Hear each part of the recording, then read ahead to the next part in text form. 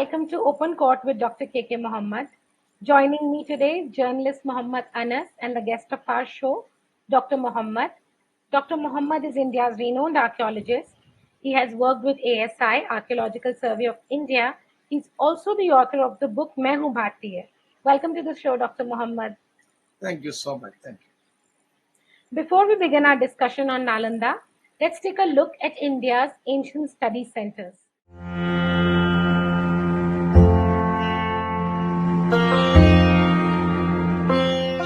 The Great Nalanda University, the oldest educational university in the history of the world, was founded in the 5th century BC. Lord Buddha visited the university many times during his lifetime.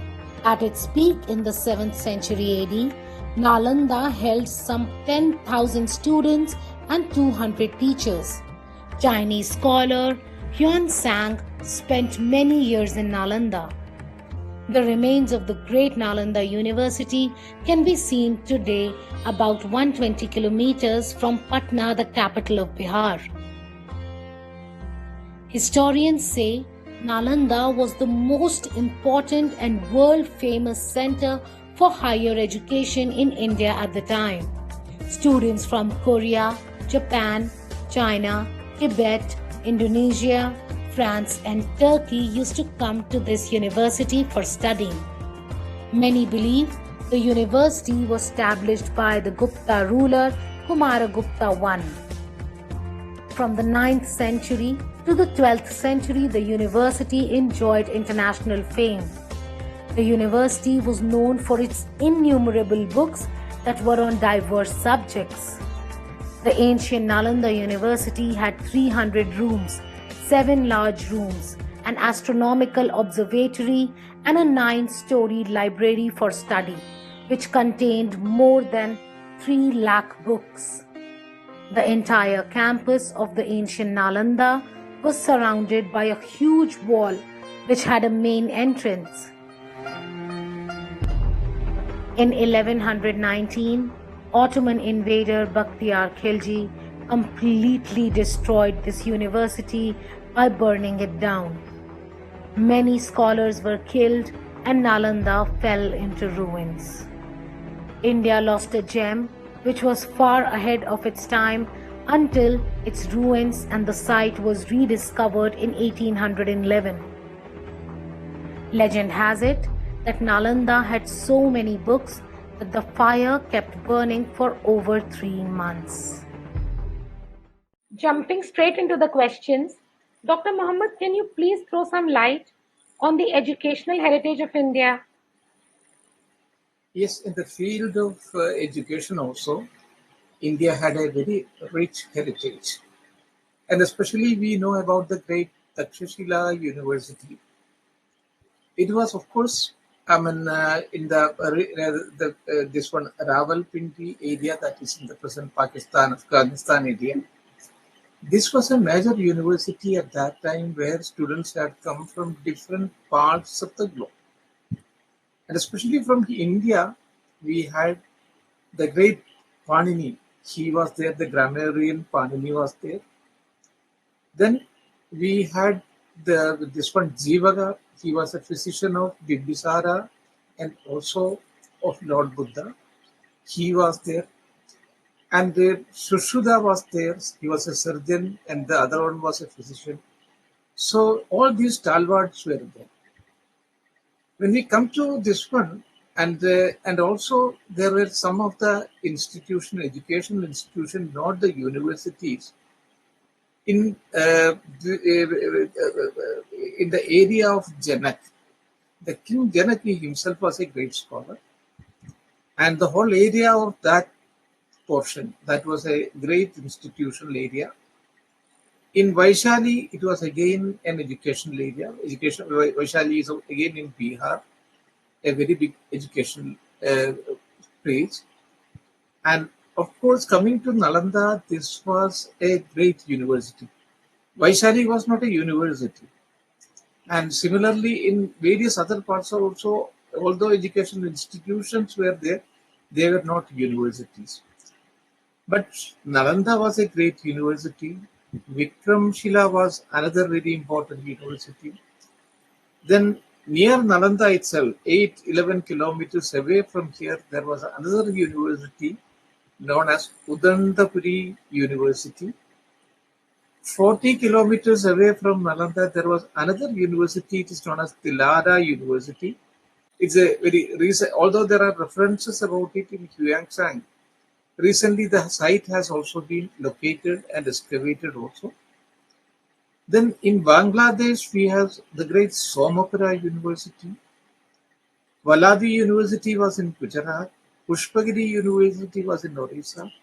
So there was no dearth of universities in India, and also the educational enterprises also. So from here, I mean, that way, India was a nerve center of educational institutions and also the universities. हमारे दर्शकों को आप बताइए कि नालंदा जो कि भारत का सबसे प्राचीन शैक्षणिक और आध्यात्मिक केंद्र रहा है, उसकी अपनी स्टोरी क्या है, उसकी कहानी क्या है? पहले on the basis of the archaeological excavations हम लोग ये समझ रहे थे कि इसका the as a university it came up from 7th century, and that is right. As a university and educational department, ये दोनों में फर्क है. लेकिन फिर हम लोगों ने एक्सकेवेशन किया, उसके एक्सकेवेशन के बेसिस पे फर्दर एक्सकेवेशन किया, तो पता चला कि no, it had become a university in 3rd century BC. 3rd century BC mean Ashoka का पीरियड. अच्छा, उसके पहले भी, क्योंकि लॉर्ड बुद्धा जब भी वो जाते थे Rajgir was the capital at that time, Rajgir से पटना होते हुए वैशाली जाते थे और जगह पे जाते थे, तो हमेशा this was a halting place. तो हाल्टिंग प्लेस होने की वजह से, क्योंकि daily Buddha might have walk near about 11-12 kilometres he walk कर सकता था उस जमाने में. तो this was a halting place. तो उसमें भी जो ना, ये दिघा निकाय में ये कह रहे, एकम समयम भागवा नलंदायम विहारादि पावारी गाम्रवन. वहां नलंदा में एक पावारी गाम्रवन थे, वहां बुद्धा रहा करते थे. तो वहां एक छोटा सा पाठशाला बनाया. वो पाठशाला बाद में थोड़ा सा बड़ा हुआ है, कि अशोका के टाइम में थोड़ा सा बड़ा हुआ है, फिर गुप्ता पीरियड में थोड़ा सा और बढ़ गया. लेकिन भाई हर्षा के टाइम से ये एक बहुत बड़ा यूनिवर्सिटी बन गया. तो वो यूनिवर्सिटी डिफरेंट स्टेजेस में archaeological survey of India has been able to establish. सबसे इम्पोर्टेंट चीज ये है कि उसमें उस जमाने में जब यूनिवर्सिटी बन गया था, उस जमाने में there were student from different parts of the globe. China से हमको पता है ह्यूआंगसांग आए थे, यी जिंग करके एक दूसरा स्कॉलर भी आए थे. अब उसके अलावा आजकल मॉडर्न रिसर्च के हिसाब से from 4th century up to 7th century there were more than 180 students from China alone. सिर्फ चाइना से ही 180 स्टूडेंट्स थे. फिर इसके अलावा चाइना के अलावा कोरिया, जापान, वो तो फार ईस्ट एशियन कंट्रीज हो गया. Then south east Asian country में जितने भी, चाइना है, सॉरी दिस वन बर्मा है, then we have Thailand, Laos, in all this places. वहां से इंडोनेशिया से काफी स्टूडेंट्स थे. और इंडोनेशिया के एक किंग था, बालपुत्र देव जिनका नाम था. उन्होंने यहाँ का जो लाइब्रेरी है, उस लाइब्रेरी के लिए डोनेशन भी दिया था. उन्होंने 5 विलेजेस दिया था, ताकि इस 5 विलेजेस का जो पैसा जितनी भी है वो नालंदा का लाइब्रेरी के लिए देंगे. अच्छा, नालंदा का लाइब्रेरी जो क्या है, उसमें जो 3 कक्ष थे, रत्नगंजा, रत्नोदधी, रत्न सागरा, ये 3 कक्ष थे. And they were very large libraries. ये पूरे जो लाइब्रेरी में एक खास चीज ये था, जितनी भी किताबें आते थे, वो immediately they use to translate into different languages. तो संस्कृत में तो था ही, पाली में भी था, बाकी तो सारे इंडियन लैंग्वेजेस में था ही. इसके अलावा Chinese, Korean, then Javanese, Indonesian, इतना ये पूरे जितने भी लैंग्वेजेस थे उस जमाने का प्रोमिनेंट लैंग्वेजेस में, उसमें ट्रांसलेट भी किया करता था। एंड ये ट्रांसलेशन जितने भी थे ये सब जो यहाँ से लेके भी जाते थे स्कॉलर्स, डिफरेंट कंट्रीज के स्कॉलर्स वो ले जाते थे। तो नालंदा को हम लोग जो सिर्फ एक नालंदा यूनिवर्सिटी नहीं, it was an educational centre भी था उसी टाइम में। ये it was A dissemination centre of knowledge, जो आजकल जो हम लोग कहते थे जो डिसमिनेशन सेंटर ऑफ नॉलेज था, क्योंकि हुयांग साहब जब गए थे he had taken 748 books from the library of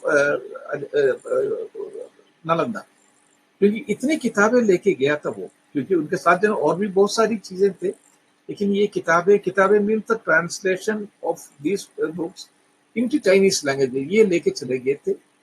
और वहां उन्होंने एक मोनास्ट्री भी शुरू किया था, वो monastery was the translation bureau था। तो उसमें 60-70 स्कॉलर्स थे जो इंडियन लैंग्वेजेस भी जानते थे, संस्कृत भी जानते थे, चाइनीज भी जानते थे, ताकि जो इमीडिएटली ये सारी चीजें ट्रांसलेट कर सकते हैं।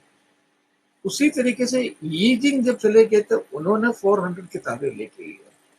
तो उस जमाने के जो पाथवेज थे, पाथवेज मीन जो सिल्क रूट कहते हैं, there were two silk routes, एक तो नॉर्थर्न सिल्क रूट था, दूसरा सदर्न सिल्क रूट था। तो ये northern silk route and southern silk route Nalanda की वजह से सिर्फ एक हाईवे नहीं, but it became a highway of knowledge. पूरे के पूरा जो है ज्ञान और विज्ञान जो है यहाँ से इस हाईवे से चले जाते थे। तो it was A technology transfer का भी था, और उसी तरीके से ट्रांसफर ऑफ दिस नॉलेज का भी ये था, पाथवे था। And it was a route, it was a silk route. Silk route means not only trade and commerce, but along with the trade and commerce ये सारी चीजें, नॉलेज, विद्या, ज्ञान, विद्या, विद्या ज्ञान जो ना, ये सब जो ना वही उसी रास्ते में चले जाते थे। तो जो कुछ बाद में जो रिनेसेंस जो हुआ है 11th एंड 12th सेंचुरी में, जो रिनेसेंस हुआ है वो सब जो ना इसी की वजह से है, क्योंकि इसमें से भरपूर उन लोगों ने फायदा उठाया। एक बार एक किस्सा ये हुआ कि ह्यूआंग काफी किताबें ट्रांसलेट कर रहे थे, तो वहां का एम्बरर जो है उनका नाम था ताइजोंग।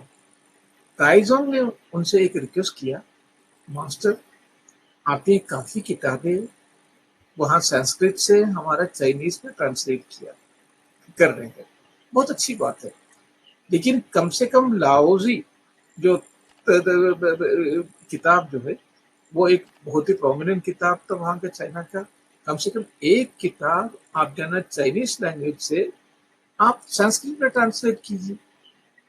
तो ह्यूआंग सांग ने मुस्कुराते हुए कहा, आप मुझसे कुछ भी कहिए क्योंकि आप एम्बरर है, मैं उसका पालन करने के लिए तैयार हूँ, लेकिन ये जो ना काम जो ना मुझसे मत करवाइए।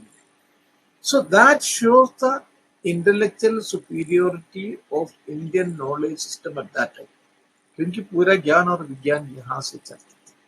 तो इस तरह की एक बहुत सेंटर था उस जमाने में हमारा नालंदा। देयर वर 10,000 स्टूडेंट्स थे एंड 1,500 टीचर्स भी थे। ये सब जो है ना जमीन दोष हो चुका था, क्योंकि बख्तियार खिलजी ने ये सब कुछ खत्म कर दिया था। Right, sir.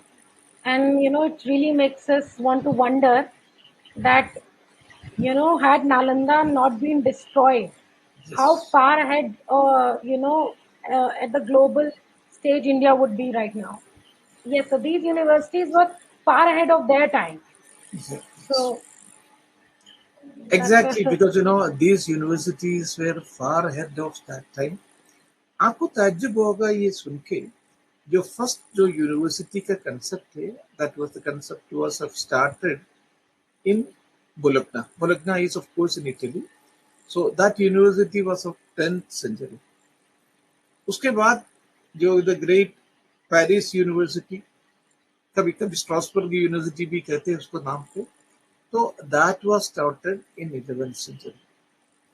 12th सेंचुरी में हमारा ऑक्सफोर्ड यूनिवर्सिटी है, and 13th century we have the Cambridge university, all this universities. लेकिन आप ये सोच लीजिए 7th सेंचुरी में हमारा जो ना, that means 500 years before that of Oxford and Cambridge university, Here we had an international university. उन यूनिवर्सिटी में सिर्फ यूरोपियन कंट्रीज के स्टूडेंट्स थे. उनका उनका जो ना यूरोपियन कंट्रीज से थे, लेकिन बट नॉट आउटसाइड यूरोप. लेकिन हमारा पास जो ना सिर्फ एशिया का नहीं, हमारे पास जो ना फार ईस्ट एशिया का भी है, साउथ ईस्ट एशिया का भी है, एशिया का भी है, और कई जगह के स्टूडेंट्स थे. And that was virtually an international university.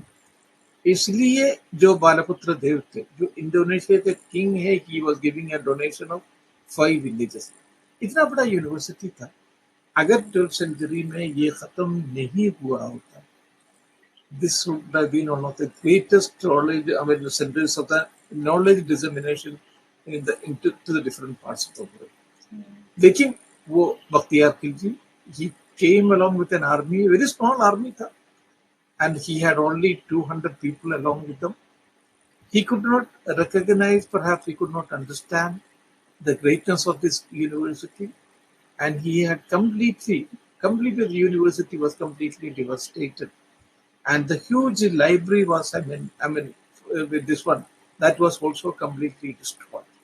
So if it had not been destroyed at that time, perhaps India would have been one of the major disseminators of the knowledge for the whole world. Even otherwise also it is, of course, but it would have played a very major role, role in the dissemination of the knowledge to the entire world. तो Nalanda university का जो admission procedure है, वो भी बहुत ही उस जमाने में, ये तो खैर it was a unique admission procedure.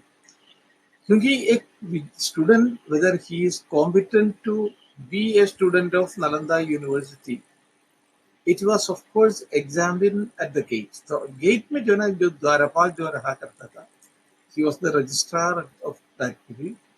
और वो जो ना जो भी स्टूडेंट्स आते थे, and they were completely prepared होके आते थे, and I mean they used to pose certain questions. So if the students are able to satisfy the Dwarapal, and if he is able to give him befitting replies, then only he was taken inside the university. Otherwise, they had to go back. Take admission either in Udantapuri University, which was, of course, as I said, only 11 kilometers away, or there was another, this one, I mean, university there, that is Nalanda University. So there, I mean, they could go, or Valabi University, they could go back. And then again, they had to sharpen their own knowledge, then only they could come. Against the same kind of questions would be posed. And if they are able to satisfy him, then only admission was given. So that it was a rigorous process of educational intake also at that time. और एक दूसरी चीज जो अक्सर जो हम बताते हैं कि ये 6 महीने तक जो लाइब्रेरी है, it was a major library. Dharmaganja नाम था. उसमें 3 सेक्शन थे: Ratnaganja, Ratnodari, Ratnasagara. And there was an astronomical observatory also, which was 9 story. तो इसके उन सब चीजों के बारे में डिस्क्रिप्शन मिल रही है. And it is often said, and out of exaggerations also, ये 6 महीने तक जो ना ये अपना जो लाइब्रेरी, इतना बड़े लाइब्रेरी थे, I mean it was burning for 9 years. Sorry, 6 months. This, of course, that is an exaggeration, but it might have burned for many days. At least we can feel that, I mean, it might have burned for many days, but not, of course, 6 months, another thing. And sometimes people would say that there were 9 crores of books. I mean, all these are exaggeration. We don't have any historical references for that. But at least we can assume that it might have burned for several days. So that was the greatness of the Nalanda University. And once it was completely destroyed, people had ran away from here. But there were very few monks there. I mean, there were a number of, maybe this one, there was one great Acharya. He was running a grammar school there. So many of the students from Tibet and from the adjacent places, they had come to study. That was in 1235. He had come to. There was another scholar known as Dharmaswami. He had come to study again in Nalanda University. And Rahul Sribhadra was the teacher who was teaching all these things. At that time also there was an attack, and a very beautiful description of how the attack was, initiated by the Tet, and how he had carried, because the teacher Rahul Srivatra, he did not want to go. He wanted to die there in Nalanda itself. But this student, that is Dharmaswamy, he was able to persuade him. And then they both of them, the student, he had carried the teacher on, because he was 90 years old and he was unable to move also. So he carried him on his shoulder along with a few others. A very graphic description of this escape, and then returned back once the Turkish army returned, how they had returned back. So all the descriptions have been given by Dharmaswamy in one of the biographies which was written by him. So these descriptions are there. And after that, nobody bothered about Nalanda. Nalanda became a kind of ruined village, and the name itself was completely changed. It was known as Badgaon. Badgaon means Bada Gaon. Everything was completely buried.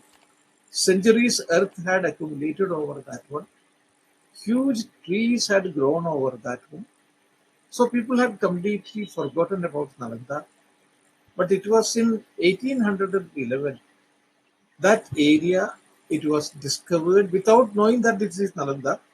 The area was noticed by a scholar, a surveyor known as Buchanan Hamilton. It was he who had Francis Buchanan Hamilton. It was he who had noticed this one in 1811, but he did not know it was Nalanda University. Then after, in 1837, another person came, another surveyor came. His name was Martin. He was again a British person. He also saw it, and he also mistook it that it might have been the palace of a king. And most probably Bimbisara. About Bimbisara, people had come to know about it by that time. So they thought that this might have been the palace of Bimbisara. And then again, it was in 1861 when Alexander Cunningham came. They could identify it as Nalanda University, because by that time, many of the books of Fahian and Huangsang, that was translated into French, and from French, it was again translated into English. And on the basis of this translation, they could identify that this could be possibly Nalanda. But at the same time, the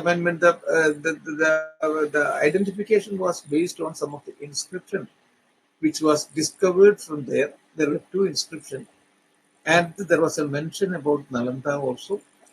And then there were some of the seals again discovered from there, which says Sri Nalandaya Mahavihara Arya Bhikshu Sanghasya. So that completely clings the whole thing. And now it was very well sure that this was the Nalanda University. And then explorations and excavation started in different periods of time. Doctor Mohammad, क्या हम ये कह सकते हैं कि जो leftist historians हैं उन्होंने नालंदा को नजरअंदाज किया है, और उसकी वजह ये रही है कि क्योंकि नालंदा एक अध्यात्म और धार्मिक शिक्षाओं का केंद्र था, तो लेफ्टिस्ट हिस्टोरियंस के इस तरफ अगर नजर गई भी तो उन्होंने उसको कम करके आंका। उन लोगों ने उनका जो इंटरप्रिटेशन से उसमें थोड़ा सा बहुत बड़ा मेजर गलती किया है।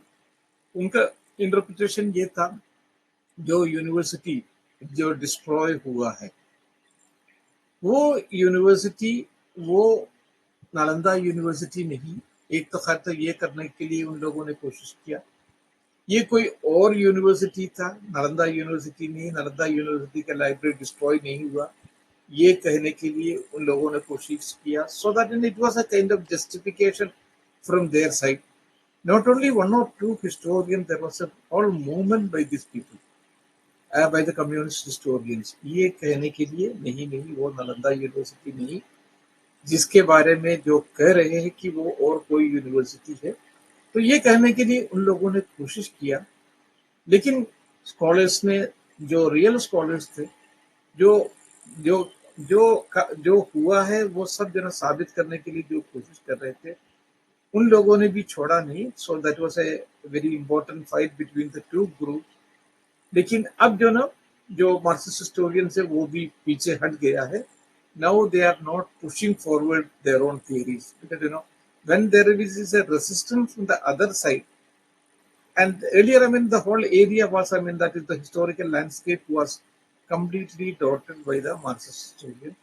लेकिन जब यहाँ से भी जो अटैक हुआ है, now they have that way, now they have withdrawn. Dr. Mohammed, why do you think British historian and politician Thomas Macaulay contended, and I quote, that a single shelf of a good European library was worth the whole native literature of India and Arabia? Physically, they had conquered India. That is a thing, which we cannot deny. But at the same time, but India had a rich heritage. India had a very rich culture also. So they were really overawed by the richness of India. But of course, physically, they had, of course, captured this one, the country.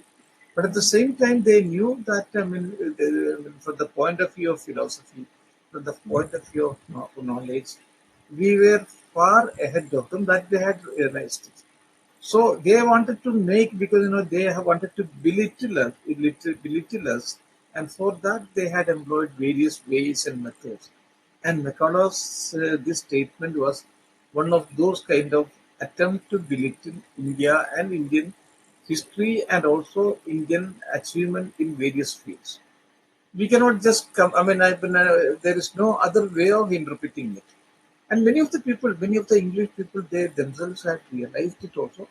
But he was an administrator. He had a different set of rules and regulations. He wanted to look at it in a different way. So we have to differentiate because between the opinions of scholars and at the same time administrators like Macaulay and other people. These are the two different entities. And people like Alexander Cunningham or James Prinsep, they had a very high opinion about India and Indian culture also, and also about our Bhagavad Gita, Upanishad, Vedas, and other things also. They had a very high opinion. Moving to our last question, Dr. Mohammed, what do you think is Nalanda University's significance in the present era? Now, because in the present era, of course, I mean, we have to revive our own heritage. Heritage means, I mean, not only the heritage of the physical heritage of Nalanda, but also the academic importance of Nalanda and also the technological knowledge of Nalanda. For that, I mean, we have to have some more universities. And for that, there are two important universities there now. One is that Nalanda Mahavihar. This was started, I mean, soon after the independence. Nehruji and Dr. Rajendra Prasad, they had taken enough with this one initiative in that attempt because they wanted to revive that Nalanda tradition. And now recently there is an international Nalanda University also because that is attracting students from different parts of the world. And in Rajgir that the university is coming up. So, I mean, with the help and cooperation of different governments, because many governments, many Southeast Asian countries, many Far East Asian countries, like Japan, they are coming forward in order to help this international university. So, with that, the help and cooperation of all these international group of educational institutions also and the government also, I think we would be again able to revive that the ancient Nalanda University. That is what the government of India is now trying for. Thank you, Dr. Mohammed, for your time. Thank you so much. Thank you very much. To know more of such amazing stories about India's heritage, keep watching Open Court with Dr. K.K. Mohammed.